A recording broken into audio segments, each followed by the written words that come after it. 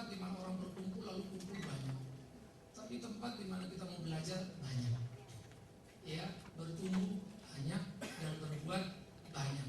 Karena saya percaya itu yang Tuhan mau dalam hidup kita. Ya.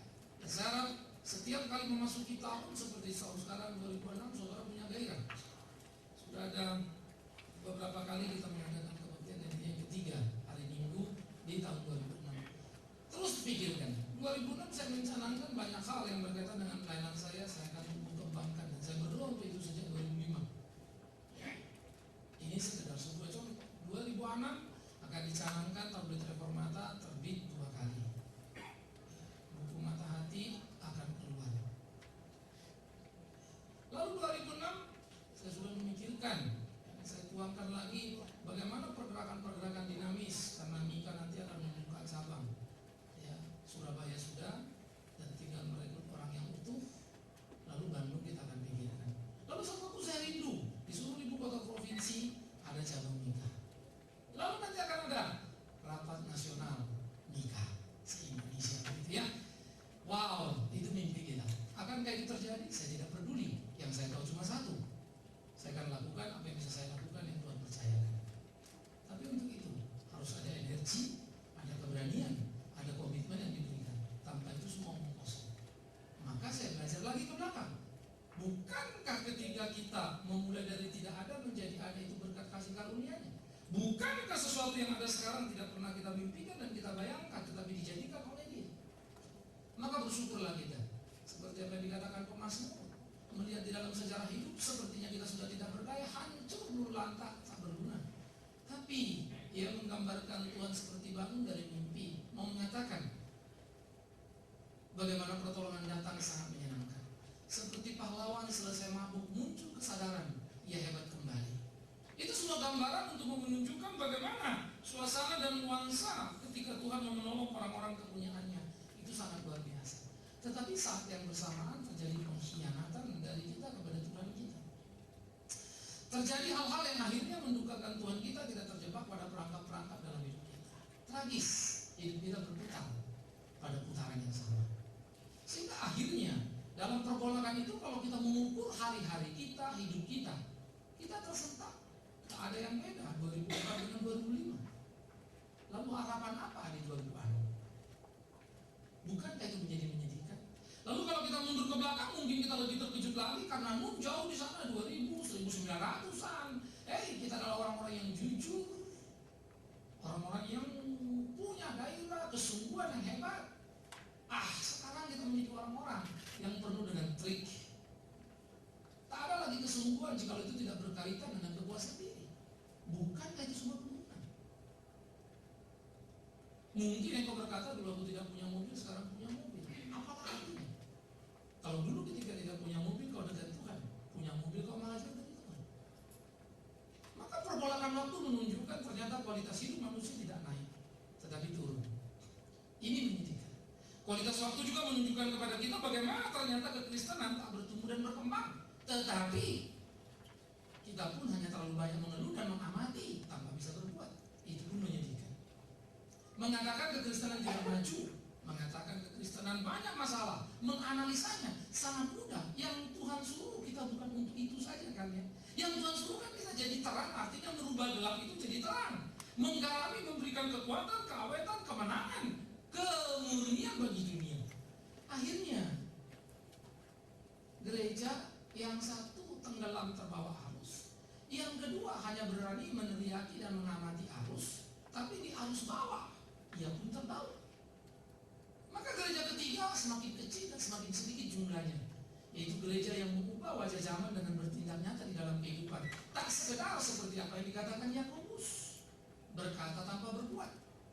Juga tak apa seperti yang digambarkan dalam kitab Efesus, yang hanya berani menyatakan kebenaran tetapi kehilangan cinta kasih. Betapa tragedi itu tidak terhenti. Ada apa dengan dunia? Waktu dan kejahatan itu akan kita pikirkan. Bagaimana kita bercermati dengan sungguh-sungguh, dan saya berdoa dan berharap betul-betul kiranya saudara dan saya terinspirasi oleh kebenaran firman, dan kita bertarung di tengah-tengah pergumulan zaman supaya kita tidak terjebak. Ingatkan dan ingat selalu, gereja tak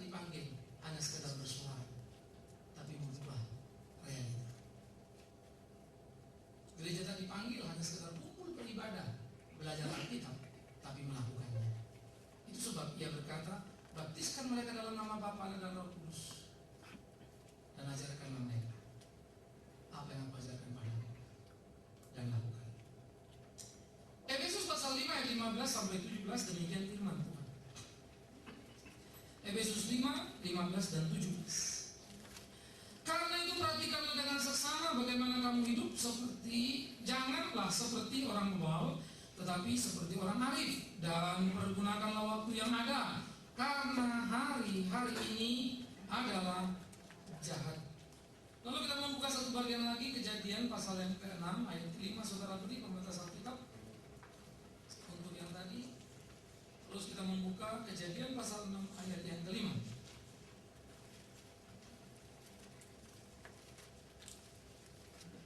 Mari kita baca sama-sama sekali lagi Kejadian 6 ayat 5. Satu, ini sama-sama ya. Dua, iya. Ketika dilihat Tuhan bahwa kejahatan manusia besar di bumi, dan bahwa segala kecenderungan hatinya selalu membuahkan kejahatan semata-mata. Maka saudara, kita melihat apa yang dikatakan Paulus menjadi sangat menarik untuk kita sikapi. Ketika dia berkata, perhatikanlah dengan seksama bagaimana kamu hidup, jangan seperti orang bebal, tetapi seperti orang arif, dan pergunakanlah waktu yang ada, karena hari-hari ini adalah hari-hari yang jahat. Nah, bagaimana Paulus mengatakan bahwa hari-hari ini adalah hari-hari yang jahat? Semacam satu nada pesimis. Hari-hari yang jahat berarti tidak ada lagi yang baik. Hari-hari yang jahat berarti tidak ada lagi pengharapan. Hari-hari yang jahat, lalu mau apa lagi kalau hari-hari itu jahat? Sehingga ketika dia menggambarkan ini dan memakai kata pergunakanlah waktu itu dengan baik-baik, saya pikir perlu kita pikirkan dengan sangat serius sekali, saudara. Ya. Paulus mengatakan waktu ini adalah waktu yang jahat, itu betul. Karena dia membicarakan dalam terminologi menuju kepada kedatangan Kristus yang kedua kali. Maka di zaman akhir terjadi pergolakan yang sangat luar biasa. Kejahatan akan semakin jahat dan merajalela. Iblis itu seperti gambaran, mempunyai kesempatan sesaat untuk menyesatkan lebih banyak lagi orang, lebih banyak lagi kekacauan yang bisa ditimbulkan. Dan dia punya waktu yang sangat sedikit, dan dia sangat efektif memakai waktunya. Sangat berbeda dengan orang Kristen yang punya banyak waktu juga. Setan memakai waktu dengan cara efektif dan menciptakan perubahan yang hebat. Saya punya teman-teman orang-orang dunia istilah kita begitu ya, yang tidak kenal Tuhan. Tetapi kalau saya melihat reputasi dan prestasi yang mereka ciptakan, wow, hebat sekali, cepat sekali, melejit, dan banyak perubahan yang mereka buat. Bagaimana dengan orang-orang dunia? Suka atau tidak, ada orang yang hebat dan merubah hidupnya menjadi luar biasa, lalu kita menyebutnya koruptor. Tetapi jangan lupa, untuk korupsi orang membutuhkan kejagoan dan kesempatan dan keberanian untuk melakukan. Dan mereka berhasil di sana. Sekalipun itu membawa mereka ke neraka. Persoalannya kita, neraka nggak nyampe, surga juga enggak. Mau kemana kita pergi? Kalau begini kan jadi dilema luar biasa. Nah, oleh karena itu Paulus mengatakan jangan ini begitu jahatnya. Perputaran itu cepat, nggak ada istilah sedang-sedang saja. Sampai atau tidak sampai, tinggal dua gong, dan itu dikatakan Paulus. Jadi seperti orang arif, jangan seperti orang bebal dalam mempergunakan waktu itu. Itu kalimat yang cukup keras, saudara yang kasih. Tetapi kalau kita mundur lagi ke kejadian tadi, bagaimana digambarkan dalam kitab Kejadian pasal ke-6? Setelah kejatuhan manusia ke dalam dosa, di dalam pasal 3, generasi ke generasi menunjukkan kegagalan manusia. Sehingga manusia itu selalu dikatakan tidak bisa tidak, pasti terlibat dalam dosa. Secara aktif manusia tidak bisa melakukan kebenaran, secara pasif dia tidak bisa menolak kesalahan. Dia selalu terlibat di dalamnya dan ada di sana. Dan kita mencatat kecenderungan manusia adalah dosa, dosa, dan dosa. Maka hidup kita tidak lagi terjegah, persis seperti sebuah mobil yang mau terjun ke dalam jurang dengan beban yang cukup berat. Semakin berat beban mobil, semakin cepat dia menuju dasar. Dan itulah keadaan manusia yang berdosa dan makin berdosa. Bayangkan, bukankah di tengah-tengah gambaran Paulus itu kita tergolong santai dalam menyikapi hidup ini? Bukankah dalam gambaran Paulus itu sebetulnya sebagai gereja kita tergolong jalan pun tidak menurut saya, cuma bonggo-bonggo saja. Padahal di sana sudah ada berkecamuk kesulitan yang begitu luar biasa beratnya. Paulus 2000 tahun yang lampau berteriak hal itu, keluar masuk penjara, dicambuk, disesak demi memberitakan Injil itu. Bukankah, sekali lagi saya katakan, kecenderungan kita berubah.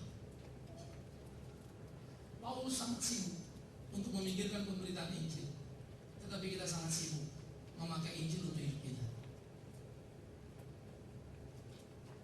Paulus tidak punya waktu lagi untuk banyak memikirkan dirinya. Dia hanya berpikir bagaimana memberitakan tugas-tugas penginjilan yang harus dikerjakan. Sangat luar biasa. Oleh karena itu saudara, mari kita mulai berpikir dan mulai melihat pertarungan ini. Nah, saya akan membawa saudara untuk melihat realita hidup kita. Waktu dan kejahatan adalah sesuatu yang perlu serius untuk kita pikirkan. Yang pertama, kita melihat bagaimana dia mengatakan hari-hari ini jahat. Betul, karena faktanya hidup manusia mengalami kemerosotan-kemerosotan yang tidak pernah membaik, tetapi cenderung turun. Mari kita melihat menurunnya kualitas hidup manusia. Sesudah jatuh dalam dosa, Adam dan sezamannya masih menikmati usia 1000 tahun. Ribuan tahun usia dan perjalanan panjang manusia, bagus. Tidak terlalu jauh. Beberapa waktu kemudian di era Nuh, manusianya berusia kira-kira 120 tahun. Terjadi pemerosotan drastis. Sisanya cuma 12% dari hidup yang pertama. Ini sesudah jatuh dalam dosa. Jangan lagi bandingkan sebelum jatuh dalam dosa, di mana manusia mewarisi kekekalan. Jadi sesudah jatuh dalam dosa, di level 1 bergerak turun 12%. Lalu di era Musa berkata, manusia itu hanya 70 tahun. Lebih daripada itu kesulitan. Artinya hidup kita sekarang hanya berkualitas 7% dari kehidupan yang pertama 1000 tahun ke 70 tahun. Hanya 7%. Betapa rendahnya hidup kita, betapa hancurnya kita, betapa terburuknya kita. Kita kehilangan 83% jatah hidup dalam keberdosaan. 83% loss, just 7% kita hidup. Betapa rendahnya kualitas kita, betapa payahnya hidup kita. Hanya 7%. Kalau begitu, apa yang bisa kita kerjakan dengan 7% itu? Begitu menipisnya waktu yang tersisa pada kita. Dan di dalam 7% itu, kalau kita mau hitung-hitungan, sampai 22 kita studi. Syukur-syukur 23 sudah bisa kerja. Ini kita anggap normal-normal semua. Lalu menikah, bagus-bagus 27. Hidup normal, 55 katanya kita pensiun. Maka 27 sampai 55, umur berapa ya? Berapa tahun bintang? 28 tahun. 55 sisa, kita sudah banyak kurang ini dan kurang itu. Menikmati masa pensiun sampai 70, maka ternyata hanya 30 tahun waktu yang efektif yang bisa kita pakai untuk berkarya. Itu pun kalau lulus semua. Dan di dalam waktu yang berkarya itu belum tentu kita melayani Tuhan, karena membangun prestasi dan kemapanan hidup kan sangat lama, butuh waktu. 20 tahun membangun kemapanan. Celakanya kemapanan begitu terbangun dan terbentuk, kita terbunuh di situ. Karena dalam kemapanan kita tidak lagi mau bertarung dalam kehidupan. Semua serba diperhitungkan. Padahal penginjilan adalah pertarungan yang selalu mengancam kehidupan. Sementara kita sudah menghabiskan waktu untuk kemapanan, kemapanan yang kelak akan membunuh kita. Pernah kalau saudara pikirkan hal itu? Apalagi mencapai kemapanan tidak pernah, hidupnya terancam terus. Tapi terancam mending kalau terancam karena kebenaran. Terancam hanya untuk hidup, bayangkan. Sehingga dia tidak punya waktu untuk memikirkan Injil itu, kecuali menyelamatkan hidupnya dari ancaman kehidupan. Betapa jahatnya waktu, saudara. Betapa jahatnya waktu. Oleh karena itu camkan dan pikirkan. Saya selalu merasa ada banyak waktu yang hilang. Ya, usia saya sekarang kurang lebih 44 tahun, mau masuk di tahun ke-45. Apa yang sudah saya kerjakan? Maka kalau saya mengkalkulasi, saya sebetulnya ada banyak rasa hilang sekali. Maka saya akan mengejar paling tidak 15 tahun sampai usia 60. Banyak hal yang saya mesti kerjakan. Dan saya akan menggarap itu bisa. Bukan tentang saya dan apa yang saya rindukan, tapi tentang apa yang Tuhan mau, yang saya harus kerjakan. Saya sadar betul ini tidak gampang. Antara keinginanku dan kemampuanku, antara mauku dan waktuku, kayaknya berat banget, luar biasa. Tapi bukankah Tuhan mau untuk kita mengerjakan banyak hal di tengah-tengah kehidupan kita? Seperti orang-orang seperti banyak hal yang mereka kerjakan. Mereka mewariskan hal yang sangat luar biasa, menciptakan perubahan yang radikal, kualitas dan kuantitas yang sangat hebat. Jadi kita melihat waktu dan kejahatan menurunnya, kualitas hidup manusia terus bergerak menurun ke bawah. Menurun pula kualitas bumi. Saudara yang nonton Sabtu kemarin di TVI, saya lagi bicara bagaimana manusia dan alam. Kualitas hidup kita menurun, kualitas bumi kita pun menurun. Sekarang orang 6 miliar. Tahun 2050 kira-kira 8 miliar. PBB sudah kebingungan dengan air bersih. Akan jadi krisis dunia. Sementara Indonesia main-main dengan air bersih dan tidak ada aturan yang jelas. Dan kita agak mengerikan. Saya pernah bilang Jogja sampai kehabisan air bersih mengambilnya dari Semarang. Kalimantan yang hutannya besar mengalami banjir. Ini aneh, tetapi itu kenyataan. Gudang beras sekarang ribut untuk mengimpor beras. Tanah minyak sekarang tak lagi berminyak. Padahal baru 2005. Itu 2050. Maka saudara, krisis air bersih 2100. Penduduk bumi kira-kira 10 miliar. Analisa PBB itu dengan harapan KB itu berjalan cukup baik istilahnya. Dengan pola hidup di manusia diperhitungkan akan makin membaik. Tetapi pernahkah saudara tahu pada waktu itu bahan bakar kita sudah nuklir, bukan lagi seperti sekarang. Pernahkah saudara pikirkan betapa limbah akan mengotori seluruh udara? Maka yang bisa kita wariskan pada anak cucu kita hanyalah kecelakaan dan kecelakaan seperti yang kita terima daripada pendahulu kita, utang dan utang. Tragedi tak bisa dihindari. Kelompok Budapest, kumpulan dari para saintis dari segala macam bidang, berkumpul, ahli fisika, ahli ekonomi, ahli politik, semua, dan mereka mengatakan dunia menghadapi ketakutan yang mengerikan karena kemiskinan semakin menjadi-jadi. Jadi jangan pernah berpikir dunia akan makin baik dan kemiskinan akan lenyap. Salah. Maka saya mengcombine pendapat dari kelompok Budapest dengan apa yang dikatakan oleh Stephen Hawking, seorang ahli fisika yang mengatakan percepatan perkembangan komputer 8 kali jauh lebih cepat daripada perkembangan manusia. Sehingga film-film fiksi yang menggambarkan bagaimana manusia akan dilawan oleh komputer yang didesainnya, robot yang dijadikannya, ya, itu mungkin mendekati kenyataan. Paling tidak dalam makna sudah jelas. Apa maksudnya? Sekarang sudah berapa tenaga kerja manusia tergeser karena komputer? Sudah cukup banyak. Sudah cukup banyak tenaga orang tergeser karena komputer. Tadi kalau saja saya baik-baik main komunikator, maka saya sudah tidak lagi perlu sekretaris sama sekali. Just komunikator, apalagi kalau saya boleh tahu, saya tak perlu lagi saya komputer. Modal apapun saya punya. Sekretaris kalah baik sama komputer. Komputer mengingatkan dengan baik, kita bisa program suara dan dia bisa bunyi alarm pada waktu kapan kita mau. Sekretaris bisa jadi masih tidur dia, lupa mengingatkan bosnya. Sudah selesai bilang, aduh Pak, lupa, saya lupa mengingatkan Bapak. Matilah kau, sudah lupa. Udah lewat semua, hancurlah rencana. Berapa banyak kegagalan kita karena pekerjaan manusia, tapi berapa banyak kita ditolong berhasil karena komputer. Itu baru sekarang. Maka nanti kemampuan komputer makin menggila, maka makin ketinggalan kita. Wow, perubahan sangat radikal, perubahan sangat cepat, saudara yang kekasih. Sehingga apa yang dikatakan itu betul. Kalau nanti tenaga orang kerja 10 orang, sekarang digantikan satu komputer, nanti 100 orang cukup satu komputer. Robot akan bekerja lebih agresif daripada manusia. Dia akan menjadi pekerja yang tidak tahu demonstrasi. Just charging saja.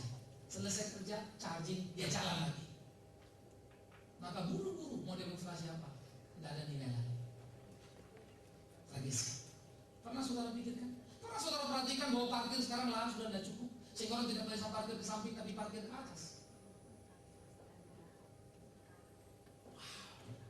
Berat. Maka kita menunjukkan kualitas bumi yang menurun makin tua, dan seperti kata para saintis, 2 juta tahun lagi bumi ini akan meledak. Yang disebut efek rumah kaca itu harus dipahami baik-baik.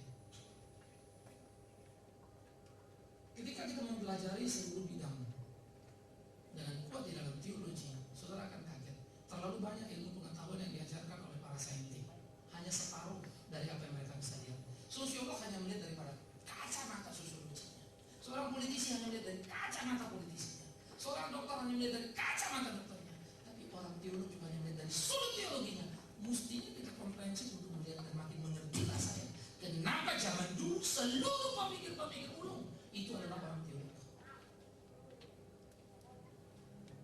Teolog yang menguasai filsafat, teolog yang menguasai psikologis itu adalah pendeta-pendeta besar. Nah, kita mesti kembali sih, tidak ada satu pihak bagian yang tampak bagus luar biasa, tapi bom waktu yang sangat berbeda. Kalau dilihat dari kacamata yang berbeda, itu sebab mengamati dan menganalisa menjadi tidak mudah. Kalau kita mengatakan dunia ini makin maju makin hebat, bodoh sekali, hancur dia. Maka menarik ketika saintik melawan kalimatnya sendiri. Dulu saintik bilang mana ada kiamat, itu kan omongan agama saja, pembunuhan. Sekarang mereka tidak bisa dicegah, paling bisa diperlantar. Makanya musim berlaku ekstrim, tak lagi bisa diduga. Lihat saja Jakarta sekarang, sebentar saja kita sudah banjir. Lalu kita bilang, ya itu bodoh sih Pak, pada korupsi segala macam. Lah itu masalahnya. Siapa yang membereskan penyakit korupsi? Saya tidak usah lama-lama, 2 tahun 3 tahun cukup untuk membereskan Jakarta tidak akan banjir. Hitungannya mudah sekali. Saya kira China pernah sukses untuk melakukan bagaimana mereka menambah panjangnya sungai untuk menghindari banjir di China, dan berhasil besar. Berapa tanggul kita jebol, nah karuan tidak berfungsi. Gampang membereskan. Soalnya kan justru itu manusianya makin jahat kan. Maka kalau manusianya makin jahat, apapun kerjaannya ya babak belur semua. Kita makin sulit. Bagaimana merubah orang ini yang sudah banyak ini, yang struktural ini loh ya, dari atas ke bawah ini sudah gak karuan dosanya. Mau gimana mau merapikan itu? Sementara kita gereja saja masih kerabat berubah berbak di dalam gak karuan. Untuk menyelesaikan bagian kita saja pun mungkin kita sudah keteteran. Lalu bagaimana kita mengubah wajah dunia ini saudara? Wow, bumi makin rusak, manusia makin rusak. Yes, itu fakta. Jadi semua menurun Pak, ya menurun. Apa yang naik? Gak ada yang naik. Apa? Kepintaran manusia dan keberanian manusia berbuat dosa itu tambah naik. Cuma itu yang naik. Keberanian berbuat dosa naik terus. Dulu sudah ada dosa homo, sudah zaman Sodom Gomora. Tapi homo zaman dulu sama homo zaman sekarang ini jadi kawat. Karena homo zaman dulu sudah ada kota besar seperti Sodom Gomora, satu kota. Artinya saya sebut kota besar bukan karena besar dalam ukuran kita, besar pada ukuran waktu itu, dan majoritinya homo. Tetapi sekarang homo sudah lebih gila lagi, lebih canggih lagi. Jadi dosa itu tetap sama ada, tapi dalam kuantitatif berkembang. Karena homo yang punya anak sudah ada.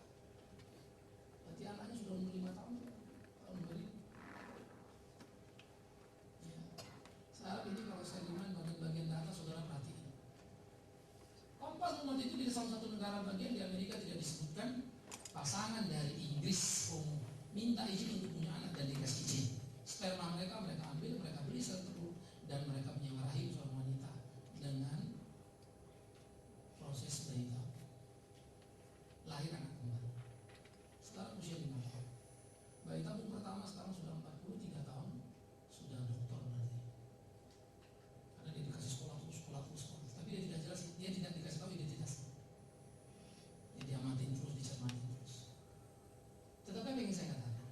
Manusia berubah menjadi objek bagi manusia yang lain. Bukan lagi kelinci percobaan, tapi manusia percobaan. Dunia sudah sampai. Pernahkah saudara mengerti? Maka ruang di mana kita ada ini makin berat. Kepentingan teknologi, iptek yang menjadi dewa itu, dan kepentingan sosiologi kebersamaan yang menjadi dewa juga di satu pihak. Wow, bagaimana mau memadukan itu? Hanya ada satu kata: hancur, lebur, tak karu-karuan. Itulah dunia kita nantinya. Iran ini akan semakin memuncak. Entahlah kalau dalam 1-2 bulan ini Presiden Iran membuat perubahan. Kalau tidak, maka Irak itu akan terjadi. Timur Tengah makin babak belur tidak karu-karuan, dan itu akan mengganggu geopolitik di daerah Timur Tengah. Rasanya sulit untuk membayangkan Israel tidak akan terlibat dalam kancah pertarungan itu. Maka kalau itu terjadi dan melebar, habislah semuanya. Saudara, bukankah ini menakutkan? Indikasi teroris dibayar oleh negara-negara tertentu menjadi game dalam menggoncang situasi sosial politik tidak lagi bisa diabaikan. Ada teroris yang meledakkan Indonesia. Apakah tidak ada yang membiayai atau paling tidak mendompleng dalam keuntungan itu supaya stabilitas politik di Indonesia goyang? Analisa tidak bisa diabaikan. Artinya apa yang saya mau katakan? Tidak lagi ada persahabatan yang abadi. Kepentingan abadi itu ada, dan hubungan antar negara makin mengerikan. Apa ya Amerika itu begitu baik untuk menolong bangsa-bangsa lain? No, kalau dia tidak punya kepentingan. Jangan pikir karena kita Kristen, dia Kristen lalu kita akan ditolong. Mana pernah Amerika menolong karena Kristen? Amerika menolong karena kepentingan politik. Tapi sayang, terlalu banyak jejak buta untuk melihat kenyataan. Maka orang Kristen harus mampu menempatkan diri di tengah-tengah munculnya dewa-dewa baru dalam hidup ini yang sangat bangga terhadap dirinya dan membuang jauh kekristenan. Saudaraku, ini menjadi sangat mengejutkan. Kita kemudian bergerak lagi lalu melihat apa? Di dalam perjalanan waktu terjadi penurunan nilai hidup yang sangat menakutkan. Maka kita melihat mengapa kejahatan itu semakin bertambah. Ini pertanyaannya. Bukankah Tuhan itu adalah Tuhan yang sudah mau datang ke dalam dunia, mati di atas kayu salib? Kenapa dia tidak mencegah semuanya sehingga bebas? Mengapa kejahatan bertambah? Mengapa kejahatan terjadi? Saya kira ini menjadi pertanyaan sepanjang zaman, khususnya bagi orang-orang Barat yang rasional. Kalau Allah Maha Kasih, kalau Allah Maha Kuasa, kalau Allah itu ada, mengapa ada perang? Mengapa ada ketidakadilan, kekacauan yang luar biasa? Mengapa seperti kata Mazmur 73, orang fasik hidupnya malah lebih baik daripada orang benar? Dan itu juga teriakan daripada Habakuk. Para penjajah ini pesta pora, tapi orang kepunyaan Tuhan lulu lantak. Bukankah itu jeritan Yeremia? Ya Tuhan, mengapa tarunaku hilang semuanya? Katakanlah umatmu ini jahat, tetapi bukankah bangsa jahat itu lebih jahat? Mengapa mereka diberi kesempatan untuk menista dan menyadarkan umat?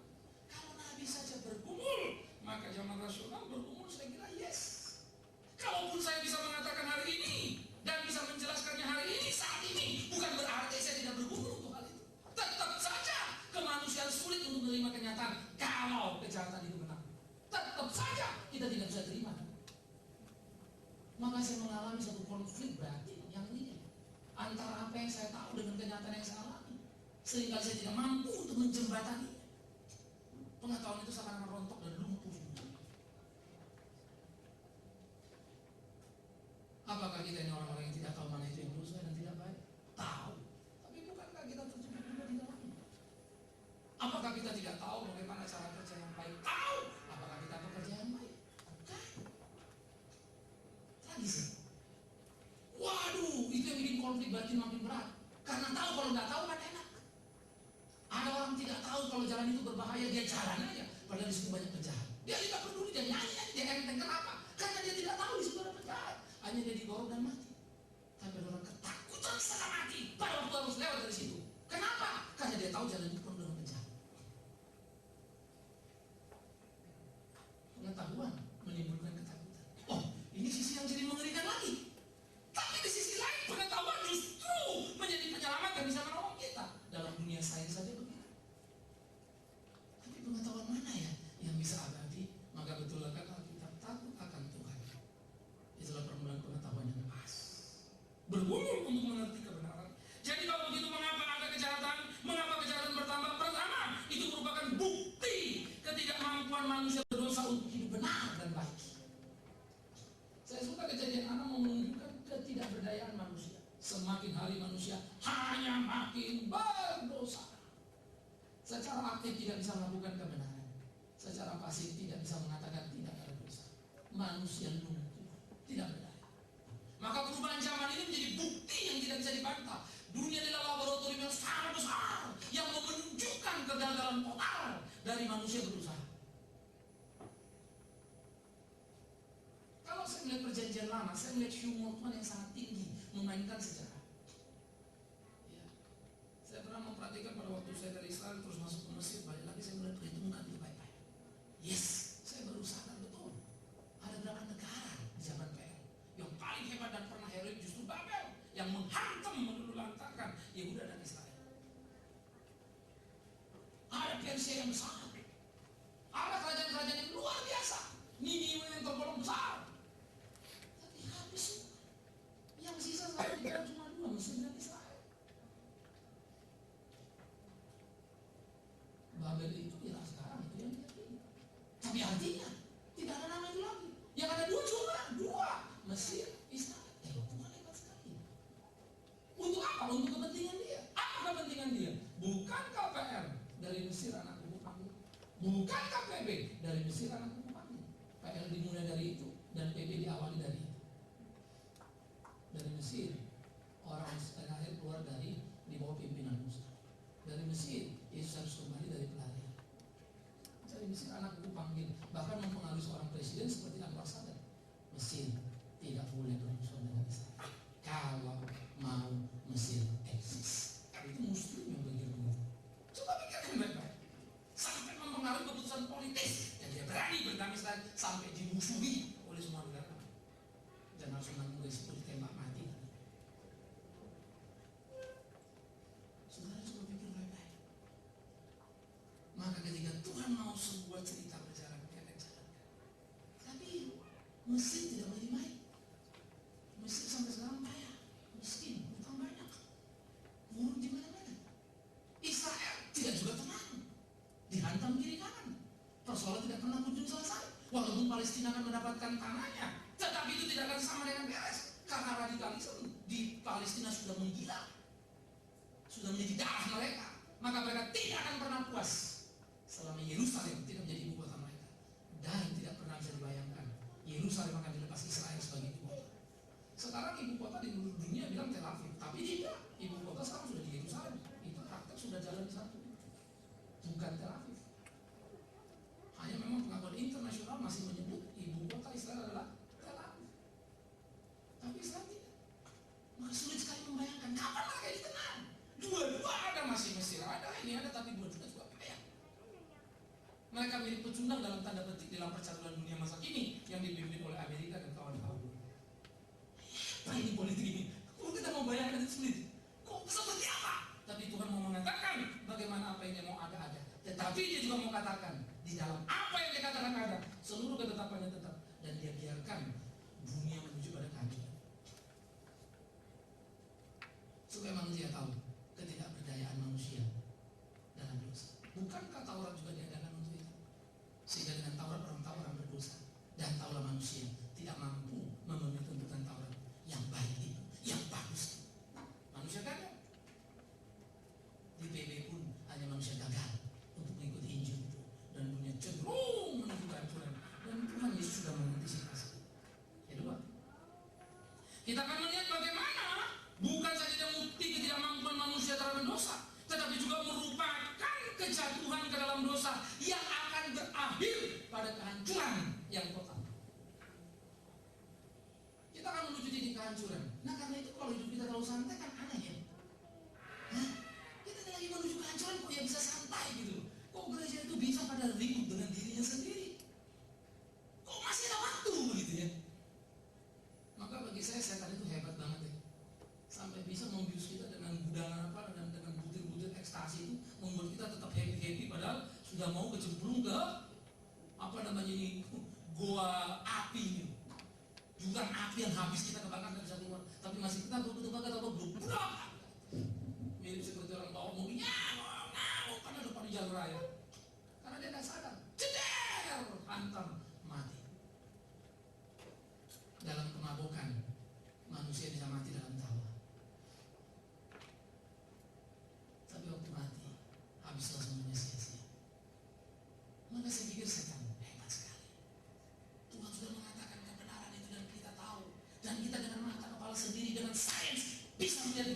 kehancuran, tapi dosa tidak pernah bisa dihentikan. Sehingga dalam nada sinis, kalimat Edith menjadi cocok juga ya. Mungkin Tuhan sudah mulai bosan melihat tingkah laku kita, gitu kan? Walaupun dalam teologis Kristiani tentu itu tidak pas, tapi dalam ungkapan seorang humanis pas betul itu. Tuhan sudah mulai bosan melihat tingkah laku kita. Harus sudah dikasih tahu, masih saja ngulang dan marah lagi. Saudara, maka kita melihat bagaimana kejatuhan manusia menuju kepada kiamat itu sekarang diakui oleh saintis. Nah, lagi-lagi kita melihat Alkitab benar kan? Kalau Tuhan yang ngomong, banyak orang tidak mau tahu. Kalau saintis ngomong, orang mulai wanti-wanti. Sekarang mulai penghijauan, mulai terlambat. Percuma. Kita cuma bisa menunda, tak bisa mencegah, karena kerusakan sudah super parah. Baru gambaran Wahyu itu pas ya. Karena panas bumi meledak bumi. Sesudah meledak bumi, efek ke bulan, efek matahari, efek ke bintang, alam semesta rusak semua. Wow, indah sekali kita tahu. Hebat, sesuatu yang tidak bisa diprediksi. Dan itu coba digambarkan dalam film Armageddon. Hollywood cuma menggambarkan apa yang ditemukan para saintis dalam film Armageddon, tetapi manusia bisa menyelamatkan. Namanya Bruce Willis. Jadi dia juru selamat. Karena di galaksi itu langsung kalau jatuh menghantam hancur semua, langsung dia ledakkan. Dalam jutaan tahun cahaya jarak meledak seluruh planet yang akan jatuh ini. Karena meledak ini jatuhnya ke bumi kecil-kecil sudah ada artinya. Sayang, manusia heroik dengan teknologi coba mengembangkan, tapi hanya mereka tahu kebenaran sudah diakui akan ada kehancuran. Siapa yang bisa masalah? Kalau dari planet lain itu bukan masalah. Masalahnya buminya dulu yang akan meledak, merusak yang lain-lain. Maka saya pikir kalau di dalam akhir zaman nanti sudah kita mati menghadap Tuhan, dituntut sesuatu. Kau rusak alam, kau rusak bumi. Wah, mati lagi dari ini. Memang kita bukan rusak bumi semua. Gara-gara kau rusak bumiku, rusak bulanku, rusak bintangku. Ganti. Pakai apa kita ganti? Mau kredit apa kita bayar? Cuma satu yang bisa menggantinya. Apa? Mati kekal. Karena kita tidak bisa tebus lagi. Maka saya membayangkan cerita Yesus itu makin mengerti ketika dia berkata, kerajaan sorga seumpama satu orang yang punya utang, diampuni tuannya, kan gitu ya, 100.000, utang temannya 1.000 dia tagih-tagih, ngamuk kan, utangmu 100.000 itu tidak bisa kau lunasi, anak istrimu ditahan pun jadikan budak, tidak lunas-lunas, keterlaluan kan. Maka saya bayangkan ketika kemudian kita di sana, kita mirip seperti kulunasi hutangmu, tapi kalau tidak tanggung jawab gitu ya, langsung dia marah. Wow, dan sekali ya.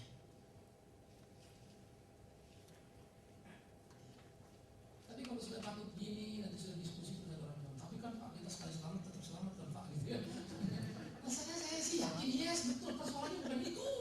Persoalannya kau yang diselamatkan ada tidak? Kau terlalu yakin sekali. Itu masalahnya. Seringkali kita terlalu yakin kita selamat. Kadang-kadang kalau bercermin diri, maaf, saya suka berpikir, sebetulnya saya sudah diindoktrinasi terlalu yakin selamat atau memang saya berkualitas untuk selamat. Saya suka bertanya pada diri saya. Apalagi kalau saya bikin salah, lalu saya mikir, ya apa kualitas begini nih? Please, saudara-saudara, jangan tertelan dulu dengan apa yang kau tahu. Jujur lihat diri. Pengetahuan apa sulitnya? Pengindoktrinasi gampang sekali. Untuk mengindoktrinasi kamu selamat dan tidak mungkin tidak selamat. Gampang itu pengindoktrinasi. Tapi perilakumu apakah menceritakan ke orang selamat? Itu yang mesti kita tanya. Karena Alkitab juga bilang, pohon yang baik apa? Buahnya baik. Jangan bilang, enggak lah Pak, seperti penyambung itu jahat-jahat, terakhir selamat juga. Kau tahu. Kalau kau nak masuk situ, mau apa kau? Jangan ambil cerita-cerita yang enak untuk tempatkan ke dalam diri kita, salah. Ya. Maka kita melihat saudara, bagaimana dunia ini menuju pada kehancuran. Ayo cepat.